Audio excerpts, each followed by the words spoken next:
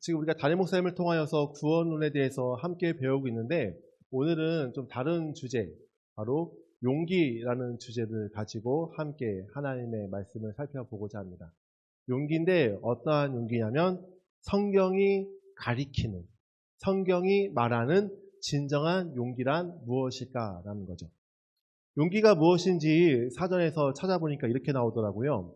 씩씩하고 굳센 기운, 사물을 겁내지 않는 기계가 바로 용기이다라는 거예요. 여러분, 언제 용기 있는 행동을 한다라고 생각하시나요? 이렇게 무서운 번지 점프를 뛸 때도 용기 있는 행동이다라고 생각할 수가 있고요. 또 언제 좀 용기 있는 행동이라고 생각하시나요? 고장로님, 언제가 좀 용기 있는 행동이다? 모르겠어요? 예, 제가 갑자기 물어서 좀 당황해서 그런데 또 용기 있는 행동은 언제가 있을까요? 네. 청년부랑 문화가 좀 달라서 혼자 그냥 진행하는 걸 원하시는 거죠? 알겠습니다. 그냥 혼자 계속 진행하겠습니다.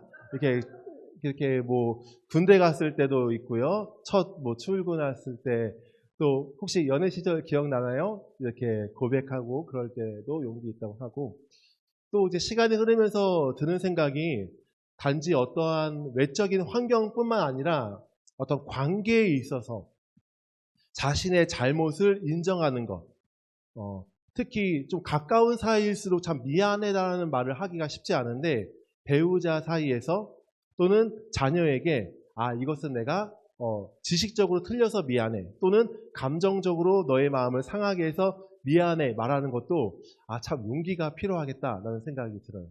제가 가끔씩 친구들 만날 때 이런 얘기를 하더라고요. 우리 엄마는, 우리 아빠는 태어나서 지금까지 나에게 미안하다는 말을 한 번도 해본 적이 없어. 이런 말인 거죠. 자존심이 상했는지 아니면 부끄러워서 낯간지러워서 그런지 모르겠지만 참 부모 입장에서 미안하다는 말을 또 자녀에게 하기도 또 배우자에게도 참 쉽지 않은, 근데 이런 것을 할 때 참 용기 있는 행동이지 않을까라는 생각이 들고요. 그 다음에 자신의 어떤 약점들, 자신의 단점, 자신의 부족한 점을 합리화하지 않고 핑계대지 않고 좀 인정하는 모습들, 이것도 우리가 성경을 떠나서 그냥 인간 사회에서 참 용기 있는 모습이지 않을까 이런 생각을 합니다. 자, 그렇다면 성경에서 말하는 용기는 무엇일까라는 거죠. 제가 왜 용기를 주제로 잡았냐면 용기가 믿음이랑 필연적인 관계가 있기 때문이에요. 다시 말해서 용기가 믿음이랑 필연적인 관계가 있기 때문이죠. 왜냐하면 이 세상은 하나님을 거부하는 세상 가운데 있고 그래서 이 세상의 원리와 논리를 따라라고 말하고 있을 때 우리는 누구입니까? 하나님의 백성, 하나님의 자녀이죠. 그래서 이 세상의 원리와 세상의 이 악한 문화들을 거스르기 위해서는 바로 용기가 필요하다는 거죠. 믿음을 가지면 그 믿음이 용기로 나타나야 된다는 거예요. 초기 그리스도인들도 마찬가지였어요. 외부의 어떤 박해와 수많은 고난 가운데서도 바로 용기를 발휘했다는 거죠. 그래서 마치 퍼즐처럼 용기와 믿음은 이렇게 결합되어 있다라는 겁니다. 오늘 읽은 본문 말씀도 마찬가지예요. 믿음으로 모세가 낳았을 때에 그 부모가 아름다운 아이임을 보고 석 달 동안 숨겨 왕의 명령을 무서워하지 아니하였으며, 파라오가 뭐라고 이야기합니까? 히브리 민족이 점점 많아지니까 이제는 맨 처음에는 정책적으로 하는데 그럼에도 불구하고 노동력과 힘든 노동을 하는데도 오히려 숫자가 더 많아지니까 어떻게 이야기해요? 나중에는 남자아이는 다 죽이라라고 이렇게 정책을 피죠. 그 가운데서 하나님의 백성들은 무엇입니까? 왕의 명령을 무서워하지 않는 거예요. 왜냐하면 왕의 명령보다 더 경외해야 될 분, 더 두려워해야 되고 더 사랑하는 분이 있기 때문이죠. 누굽니까? 여호와 하나님. 여호와 하나님을 사랑하고 여호와 하나님을 경외하기에 왕의 명령을 무서워하지 않는 그런 용기 있는 모습들을 보여주는 것입니다. 성경에서 말하는 용기가 무엇이 있을까 좀 고민을 해봤어요. 어떤 것들이 성경에서 말하는 용기일까? 첫 번째는 내 가치, 내 생각, 내 감정이 틀렸다고 인정하는 용기입니다. 여기서 중요한 포인트는 다르다가 아니라 틀림이에요. 오늘날 이 사회의 문화가 어떻습니까? 다름을 이야기합니다. 야, 너 생각이 옳다고만 이야기하지 마. 너 생각이 옳고 내 생각이 틀린 게 아니라 서로 다른 거야 라고 이야기를 해요. 물론 각자의 의견, 각자의 생각을 이야기할 때는 다른 것이 맞습니다. 서로 생각이 다른 거. 하지만 하나님의 말씀 앞에서 어떻습니까? 세상 사람들은 하나님의 말씀을 그냥 도덕적인, 교훈적인 어떠한 수많은 경건, 어떤 서적 중에 하나, 경전 중에 하나라고 생각하냐면 우리는 하나님의 말씀만 진리이고 이 말씀만이 생명인 것을 믿기 때문에 하나님의 말씀이 옳고 맞으며 나머지는 다 틀렸다라는 것이죠. 그래서 이 말씀을 날마다 누구에게 비춰보는 거예요? 1차적으로는 다른 사람이 아니라 자기 자신에게 비춰보는 겁니다. 이 말씀을 날마다 스스로 점검해 보는 겁니다. 여러분, 어린아이에서 점점 성장하는 자람에 있어서의 특징이 뭐냐면 신체적인 발달도 있겠지만 그 가운데 하나가 자신의 잘못을 인정하는 자세입니다. 내가 틀렸다고, 내가 옳지 않았다고 인정하는 자세인 거죠. 부모님에게든 교사 선생님에게든. 오늘날 이 시대는 욜로 문화라고 해서 한 번밖에 없는 삶 즐기며 살자라가 팽배해져 있는 그런 문화입니다. 다시 말해서 쾌락주의예요. 쾌락주의. 이 쾌락주의는 사실 예전부터 계속 있었지만 오늘날은 더 미디어의 발달과 과학과 통신의 발달과 수많은 어떤 기계들의 발달로 인하여서 더욱더 악해지고 더욱더 교묘해지고 있는 그런 실정입니다. 또한 욜로의 일환으로서 여행 문화가 많이 발전했지요. 물론 여행이 잘못됐다는 것은 아닌데 이 여행을 통하여서만 내가 기쁨을 누릴 수 있고 이 여행을 통하여서만 내가 힐링할 수 있고 그래서 때로는 이 여행이면 예배 시간도 빠질 수 있다는 이제 이런 생각들이 점점 잦아지면서 우선순위가 바뀌면 이것도 우상이 될 수 있다는 거죠. 여행 자체가 우상이라는 얘기가 아니라 내 마음이 더 소중하고 여기에 가치를 더 두면 우상이 될 수도 있다는 얘기예요. 또 돈과 또 요즘에는 소비 문화입니다. 명품과 이런 것들을 소비하면서 마치 내 자신이 더 높아진다는 어떠한 그런 생각들을 갖게 되는 것이죠. 이것들을 통하여서 내 존재가 존귀해진다고 생각하는 것입니다. 또 이것을 통하여서 내가 가치 있다고 이렇게 여기는 그런 왜곡되고 잘못된 문화가 너무나 많다라는 거죠. 이 모든 것들의 특징은 무엇이냐면 바로 자기중심성이에요. 내가 내 시간을 사용해야 되고 내가 내 돈으로 내가 갖고 싶은 것을 사용해야 되고 이 내가 원하는 것들을 봐야 되고 내가 원하는 데를 가야 하는 이 모든 것들이 다 자기중심성으로 귀결된다는 거죠. 그리고 그 배후에는 누가 있습니까? 원수, 마귀, 사탄이 있죠. 사탄은 교묘하게 우리를 속입니다. 뭐라고 이야기합니까? 너가 생각한 대로 살아라고 이야기하는 거죠. 너가 느끼는 대로, 너가 생각하는 대로 살아라는 겁니다. 이것은 처음에 아담과 하와에게 말한 대로 너가 하나님이 되어라랑 똑같은 이야기예요. 하나님이라는 이야기만 우리에게 쏙 빼서 이야기한 거지 너가 하나님처럼 되어라.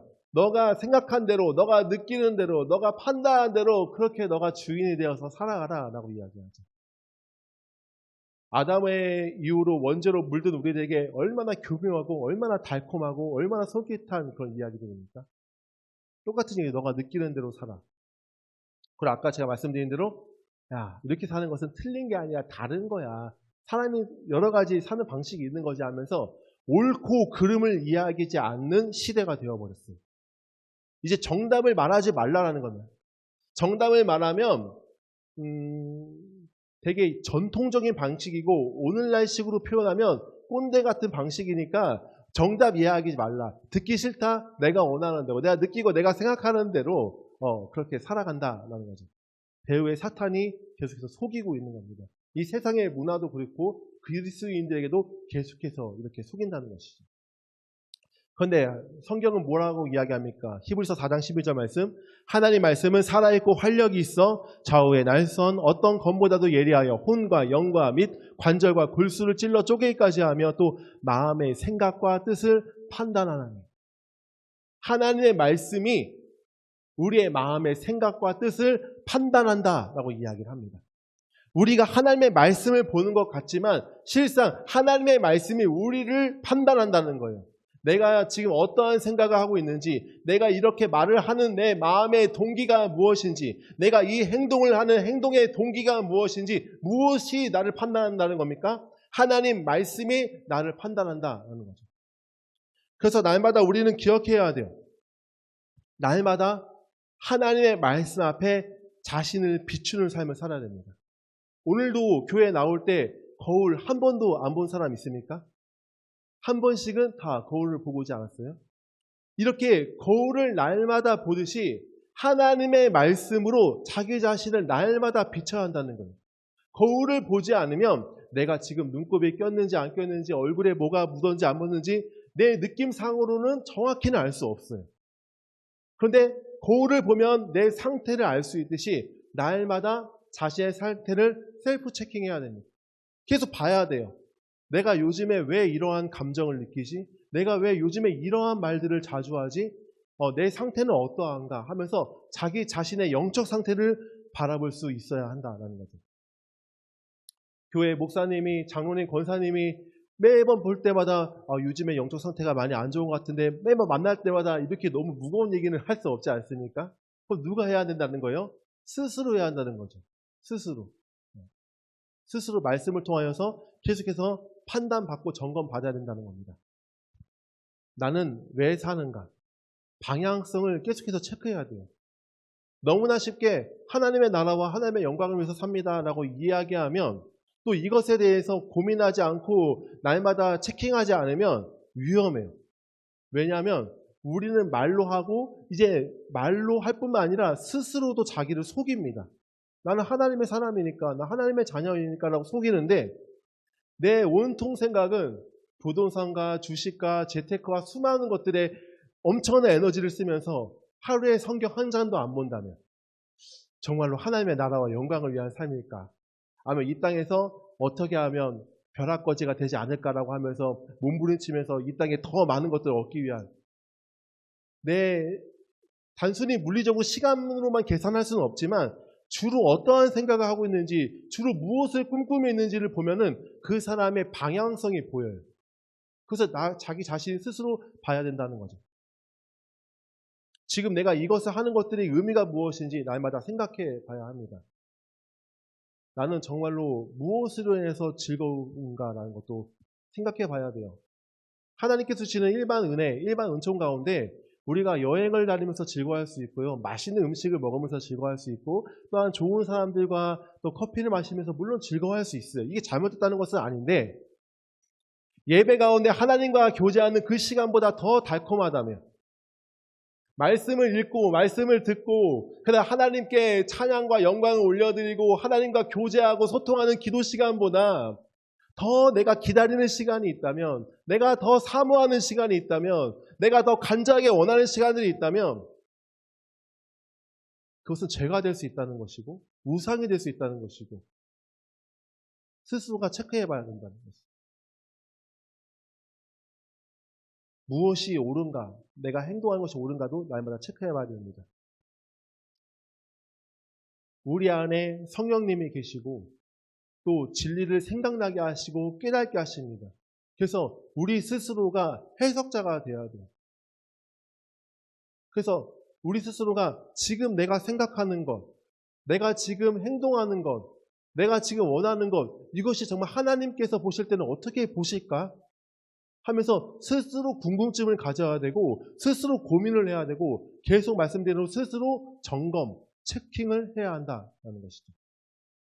그래서 자기 자신이 요즘 사회가 이래서 그래, 요즘 문화가 이래서 그래 하면서 합리화하고 핑계대지 않으며 하나님 앞에서 하나님 제가 잘못했습니다. 하나님 제가 요즘에 이렇게 생각했군요 하면서 하나님 앞에서 자기 자신이 틀렸다는 것을, 죄를 지었다는 것을 인정하는 것, 이것이 성경에서 말하는 진정한 용기입니다.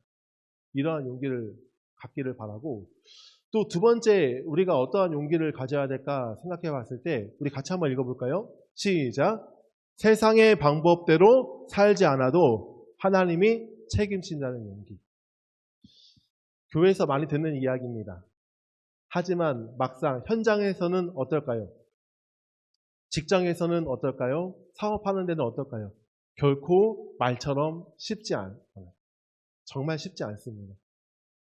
제 주변 사람들 이야기를 봐도 그렇고 정말로 세상의 방법대로 살지 않으면 도태되는 수준을 넘어서 문 닫지는 않을까라고 생각이 들 정도로 어떤 많은 부유함은커녕 생존이 가능할까 싶을 정도로 너무나 힘들고 열악한 그런 사회입니다. 코로나로 인해서 지금 더 극심해진 상황이고요. 이것의 가장 중요한 키워드는 바로 정직입니다. 세상의 방법대로 살지 않아도 이 세상의 방법대로 살지 않는 것은 바로 정직, 청렴인 것이죠.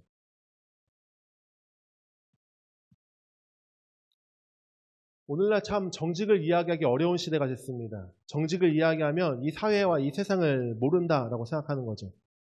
특히 우리나라는 인적 자원으로 먹고 사는 나라라서 더욱더 경쟁이 치열한 그런 사회이고요. 뭐 내년에 대선도 있고 또 수많은 청문회가 갔을 때 제일 처음에 청렴에 대해서 보지 않습니까? 청렴에 대해서 볼 때 참으로 안타까운 것이 고위공직자까지 됐는데 다 알게 모르게 죄들이 좀 너무나 많다는 거죠.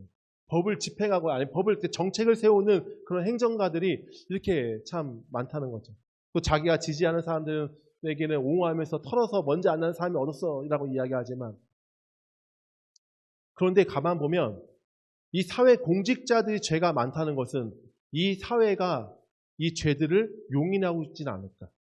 그리고 자기 자신도 언제나 어떠한 상황에서 그러한 순간이 온다면 나도 죄를 지으면 괜찮아 라고 하면서 보험적으로 용인해주고 용서해주지는 않을까라는 생각이죠. 우리 사회가 더 정직해야 되는 것도 맞습니다. 하지만 그 전에 이 사회와 이 구조가 정직하기 전에 먼저 하나님 앞에서 치열하게 나 먼저 정직과 싸워야 된다는 거죠. 모르겠어요. 정직하게 살면 직장에서 사업장에서 더 잘 될까? 뭐 직종에 따라 분야에 따라 좀 다를 수도 있겠지만 어떠한 면에서는 고객들과 신뢰를 쌓아서 더 잘 될 수도 있다고 생각하지만 어떠한 분야에서는 더 어렵지도 않을까라는 생각이 듭니다. 하지만 잘 되던 잘 되지 못하던 중요한 것은 내 안에 성령님이 계시고 나는 거룩한 자가 되었고 거룩한 삶을 살아라고 나를 부르셨으니 이제는 정직과 치열하게 싸워야 된다는 거죠. 정직함을 추구해야 된다는 겁니다. 불법과 편협과 이 모든 것들과 싸워야 된다는 거죠. 그 싸울 수 있는 그 용기의 근거가 바로 하나님이 책임지신다. 하나님이 책임지신다. 사탄은 계속해서 우리를 가만두지 않습니다. 야, 정직하면 못 살아남아. 야, 적당히 타협할 줄도 알아야지 하면서 계속해서 우리의 마음을 움츠러들게 하고 이제는 편법과 이런 불법들을 계속해서 저지르게 만든다는 거죠. 너 내 말 안 들으면 돈 못 벌 줄 알아? 라고 하면서 우리를 위협합니다. 이 사회 문화 가운데 사탄이 있는 것이죠. 그래서 수많은 걱정, 근심, 염려, 두려움에 비해 우리의 믿음을 너무나 초라할 때가 많습니다. 아, 정말 하나님이 내 삶을 인도하실까? 아, 정말 하나님이 내 삶을 책임지실까? 눈앞에 당장 보이는 이 세상과 이 사회 구조는 너무 거대해서 언제라도 나를 삼킬 것 같은데 아, 그럴까 하면서 우리의 믿음에 비해서 이 걱정과 근심, 염려는 너무나 클 때가 많다라는 거죠. 제가 좋아하는 찬양 중에 이런 가사가 있어요. 온 땅의 주인 되신 주님이 내 이름 아시며 상한 마음 돌거니. 우리가 섬기는 하나님이 어떠한 분이냐면 말씀으로 온 우주 만물을 창조하신 능력의 하나님께서 바로 내 이름을 아신다. 나를 사랑하시고 돌보신다라는 거죠. 모세를 중심으로 해서 광야 생활 가운데서 이스라엘 백성들이 어떻게 지냈는지 우리가 잘 알지 않습니까? 광야, 사막에서 뭐 농경 문화가 있는 것도 아니었고 이들이 어떻게 살았습니까? 매일마다 안식일을 제외하고 매일마다 나가니까 뭐가 있는 거예요? 만나가 있는 거예요. 만나의 은혜이죠. 욕심을 가지려고 많이 움츠리면 그 다음날 다 썩어 있어요. 곰팡이가 나 있어요. 날마다 하나님을 의지하라는 거예요. 날마다 하나님 바라보라는 거예요. 너 소유가 너에게 진정한 안정을 주지 못하고 바로 내가 너의 진정한 안정을 주니 나를 의지하고 날마다 나를 바라보라는 거죠. 이것이 복인 거예요. 성도가 매일마다 하나님을 바라보는 것 그 자체, 내가 지금 경제적으로 부유한지 부유하지 않은지, 내가 지금 몸이 건강하지 건강하지 않든지, 이 모든 것들은 부차적인 것이고 본질적으로 내가 날마다 하나님 없이는 살 수 없습니다. 오늘도 하나님의 은혜가 필요하고 내 영적으로나 내 어떤 경제적으로나 내 육적으로나 날마다 하나님의 은혜와 하나님의 돌보심이 필요합니다. 오늘도 주님을 의지합니다 라고 매일 아침마다 눈 뜨면서 기도하는 사람들, 하나님의 이름을 부르며 하루를 시작하는 사람들, 그 사람이 이미 복받은 자들입니다. 이미 하나님의 그 영원한 생명의 은혜를 누리며 살아가고 있는 자들입니다. 소유는 그렇게 중요하지 않아요. 중요한 것은 하나님이 내 삶을 책임진다는 거죠. 부자가 되진 않을 수 있지만 나를 굶기진 않으신다. 나를 완전히 힘들게 하실 때가 있을지라도 다시 책임지시고 일으켜 세우신다. 라는 그 믿음이 우리에게 필요하다라는 거예요. 우리는 가치를 추구하는 삶을 살아야 됩니다. 하나님의 뜻, 하나님의 마음, 이것이 바로 진리이고 그것을 따라가는 것이죠. 이 가치를 추구하는 삶이라는 것은 다른 말로 표현하면 평안을 누리는 삶입니다. 하나님께서 주시는 것은 평안이고 평강이에요. 여기서 평안과 평강은 우리의 마음과 우리의 심령에 있는 본질적인 것들을 이야기합니다. 바울과 실라가 옥에 갇혔을 때 기뻐하며 감사하며 찬양할 수 있었던 것, 바울의 착고가 채워지고 매를 맞고 지하에 있는데 외부적으로는 환경적으로 어떻게 기쁨과 감사를 누릴 수 있겠어요. 하지만 그 가운데서도 하나님과 영적인 교제가 있었기에 하나님의 그 은혜를 누렸기 때문에 감사와 찬양이 나올 수 있었죠. 그들은 비록 감옥이 있었지만 평안을 빼앗기지는 않았습니다. 평안을 누렸다는 것이죠. 하나님 안에 있을 때, 하나님 말씀 안에 있을 때 이 평안을 누렸다는 거예요.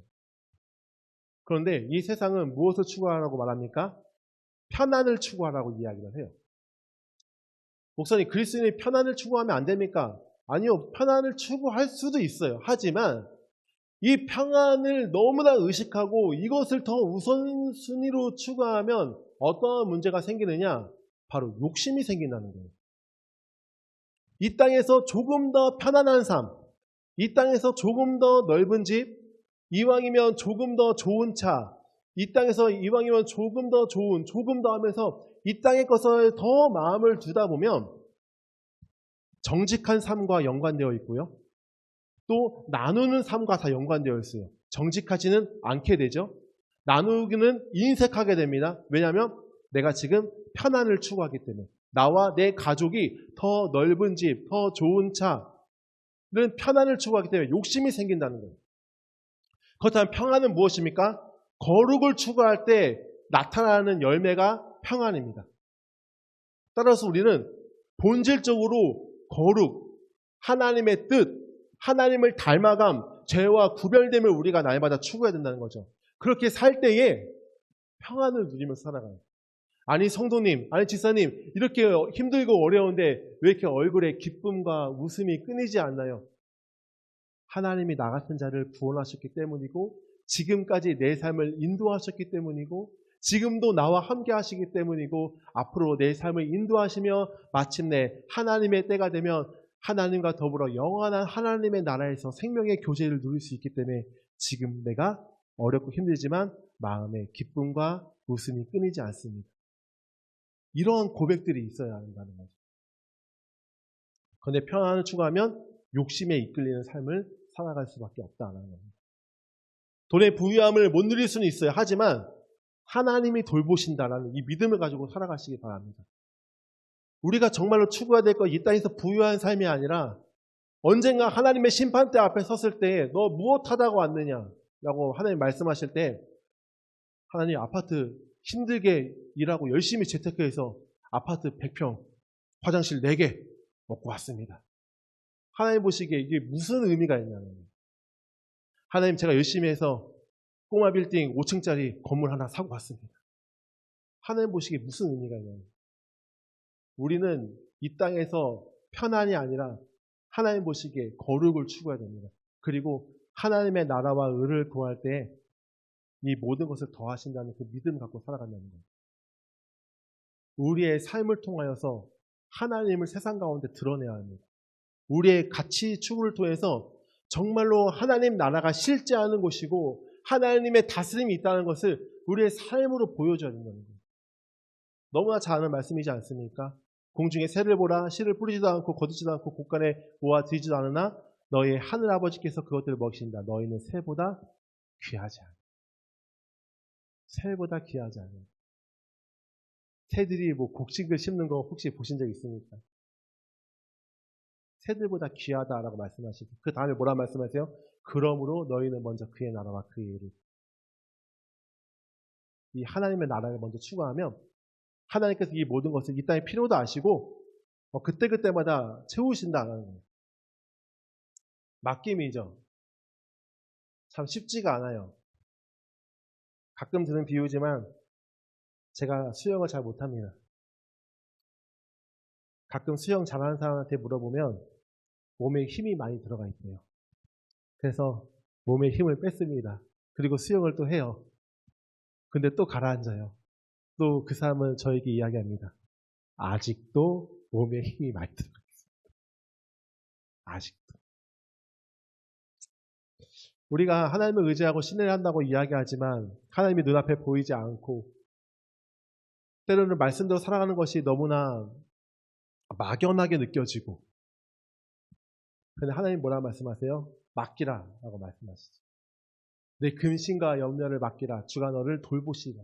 베드로 전서도 말하고 있습니다. 또 세 번째, 마지막입니다. 세 번째 용기란 무엇인가? 같이 읽어볼까요? 시작! 내 것이라고 생각했던 것을 포기할 수 있는 용기입니다. 여러분, 예수님을 믿는다는 것은 어떠한 의미들이 있을까요? 많은 것들을 얘기할 수 있겠지만 제가 이 시간에 여러분에게 이야기하고 싶은 것은 항복입니다. 항복이에요. 모세에게, 여호수아에게 내 발에 신을 벗으라 라고 말씀하신 그 뜻. 나는 주의 종입니다. 주님이 이제는 내 삶의 주인이십니다. 우리가 예수님을 주라고 고백하지 않습니까? 주인이에요. 주인입니다.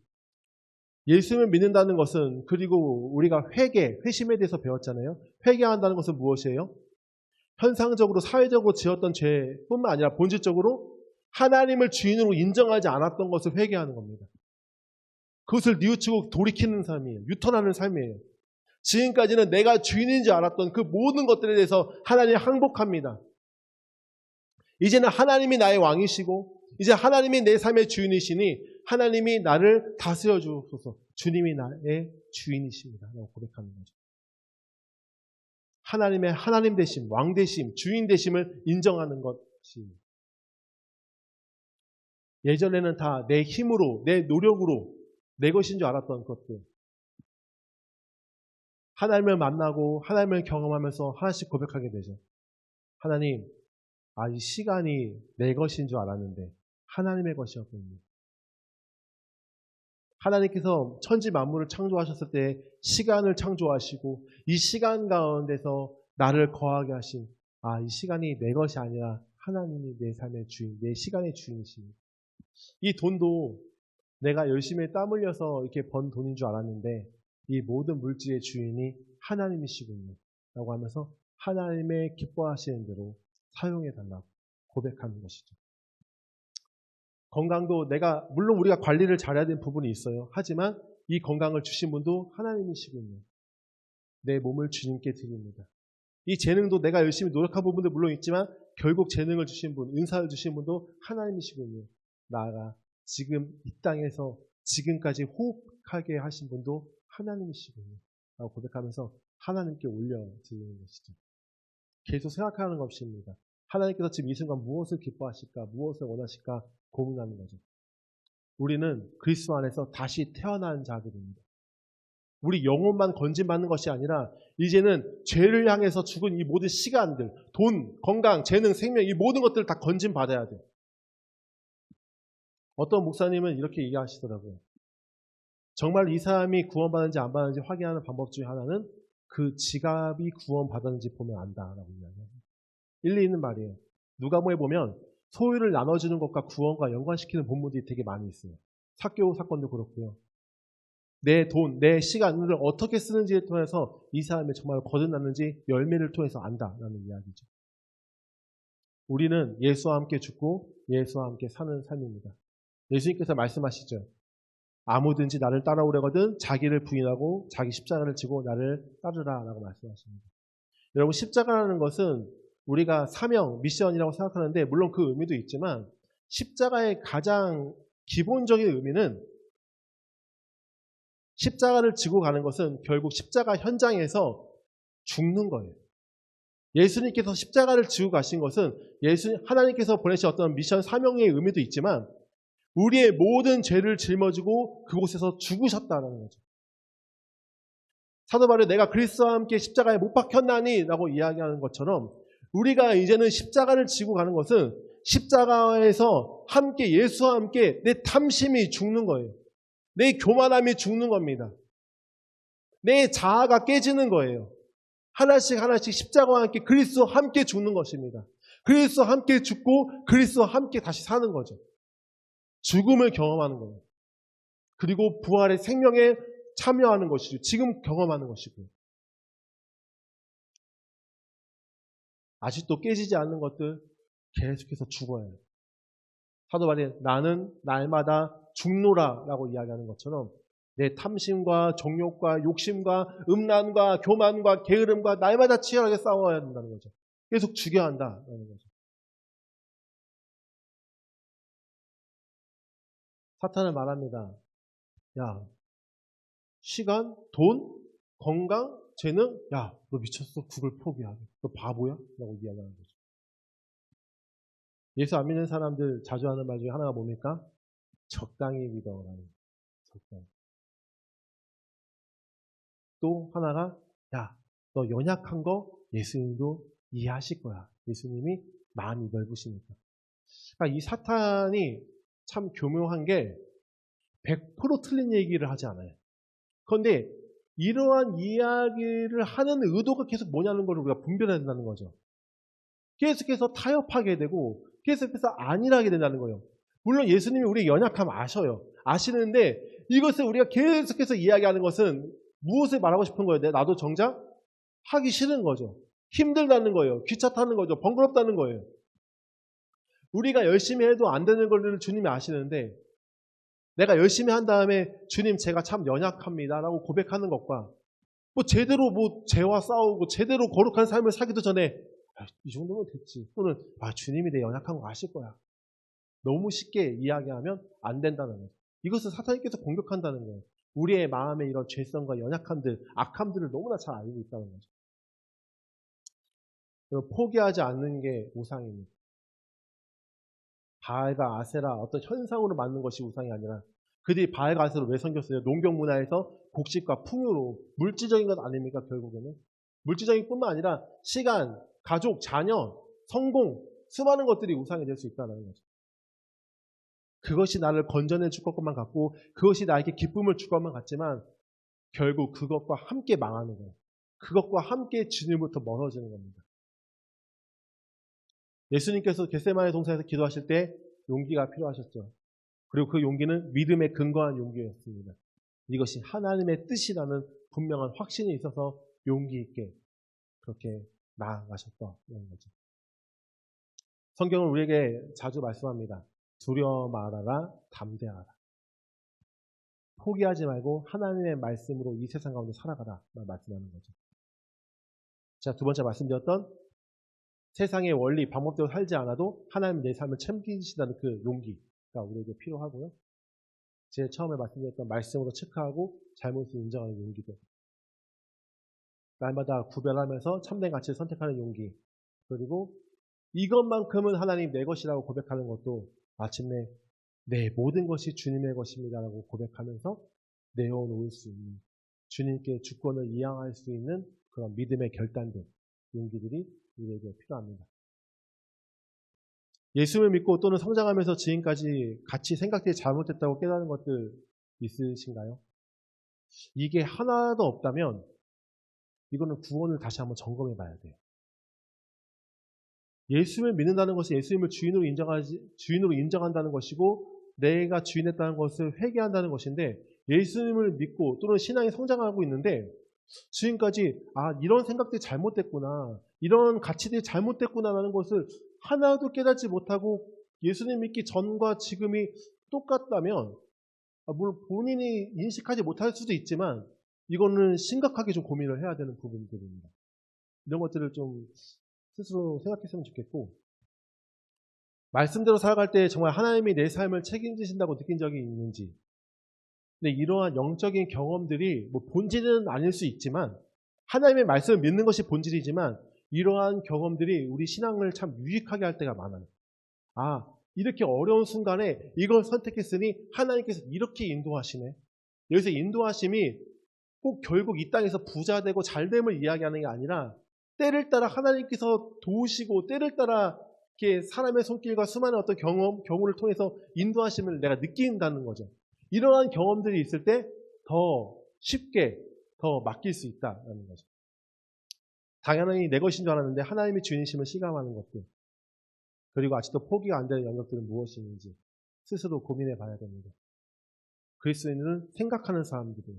말씀으로 자기 자신을 계속해서 점검하는 사람들입니다. 그래서 믿음에 근거한 용기가 우리에게 필요합니다.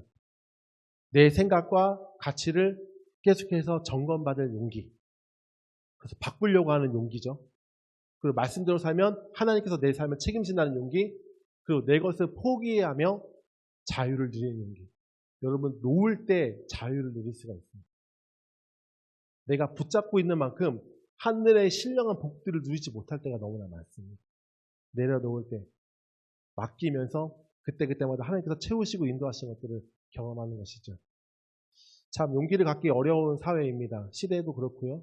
그 가운데서 하나님의 말씀이 진리이고 내가 하나님의 속한 자라는 사실을 기억하고 날마다 거룩함을 선택하고 하나님께 내 모든 삶을 맡기고 그리고 모든 것의 주인이 하나님이심을 인정하는, 그래서 정말로 주님께서 기뻐하시는 그 길을 따라가는 우리 모두가 되기를 주님의 이름으로 축복합니다.